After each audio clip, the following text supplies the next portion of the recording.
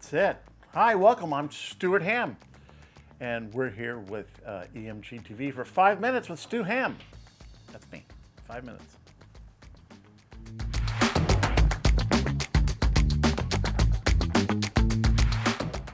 Oh boy, I am a fortunate position where I get to play with some really great musicians, tunes of my own. Lately, I've been having a good time working out the tunes for my next record called Hold Fast. Gosh, you know, there's the intro to the song called Hold Fast is.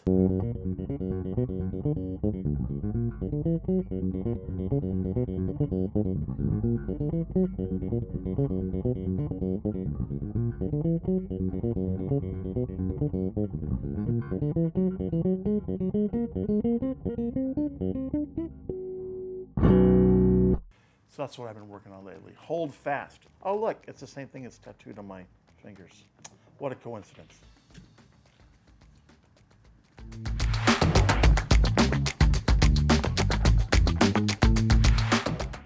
It's the most important bass line that every bass player should know how to play. Well, I'm gonna go off the grid and say, So What? By Miles Davis, because number one, it's the most popular jazz song ever recorded, the one that most people know. It has a bass line that is the lead, sort of a signature bass line.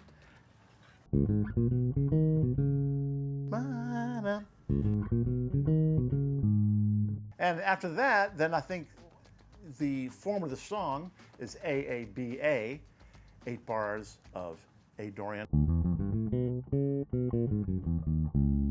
8 bars of D Dorian, 8 bars of E flat minor, Dorian, and then back to 8 bars of D.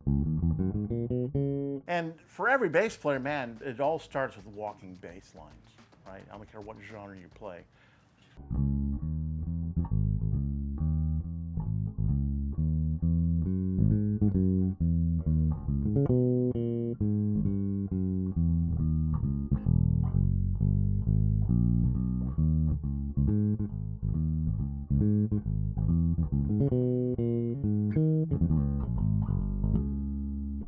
And by learning the form of that song, you're also going to be forced to listen and to understand the roadmap of the song, which I think for bass players is super important.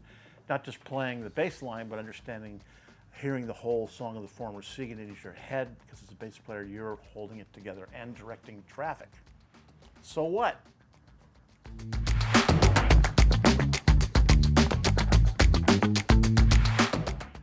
On the desert island, am I going to be stuck with one bass, and is it going to be a P bass or is it going to be a J bass? Is the question posed to me, Stu Ham.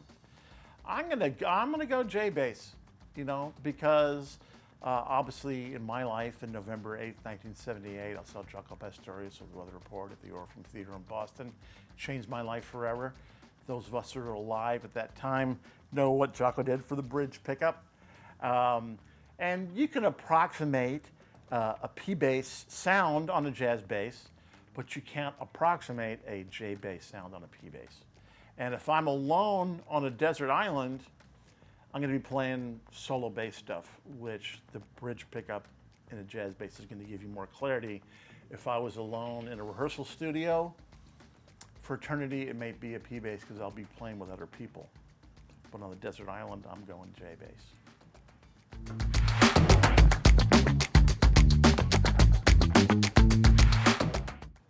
The most memorable recording moment. My first experiences in the studio were like with Steve Vai recording the Attitude song on a 4-track, where there was no Pro Tools. You couldn't just fly in a note. You actually had to play it. Imagine that. And if you didn't play it correctly to Mr. Vai's ears, then you were punching in on, 4 and 8-track, reel to reel.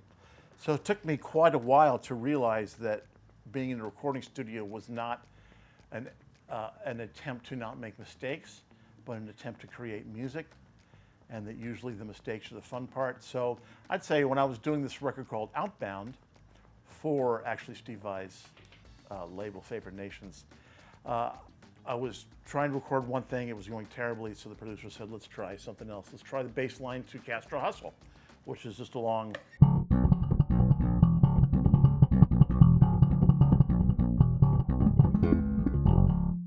Over and over and over, endless. So we hit record, I played it, and they said, great, you're done. And I'm like, no, there has to be mistakes in there. And they said, no, it was fine. And we must have spent 2 days and a couple $1,000s of me just listening to that bass track over and over with a click track, trying to find the mistakes, but there weren't any. So I captured a good performance, and that's what being in the studio is all about.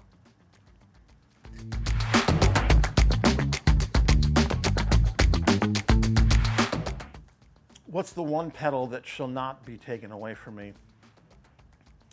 I think I could get by without any of them, but if I had my druthers, I would say it would be the TC Electronics delay pedal. I like their stuff because it adds to the sound of the bass. It doesn't create a sound. If you're buying a pedal thinking it's going to create a sound, oh, I bought this pedal, I sound just like Paul McCartney and Tomorrow Never Knows. I don't think it works that way. I think that gear is to color your sound. Right, the sound comes from your fingers. So that with the delay, the way that I use the delay is for very long, short repeats that can sort of double as a reverb, right? So I can get away with minuscule adjustments on that pedal to make it work as a reverb or as just a delay pedal to make solo bass melodic playing a little more interesting and give it some tail.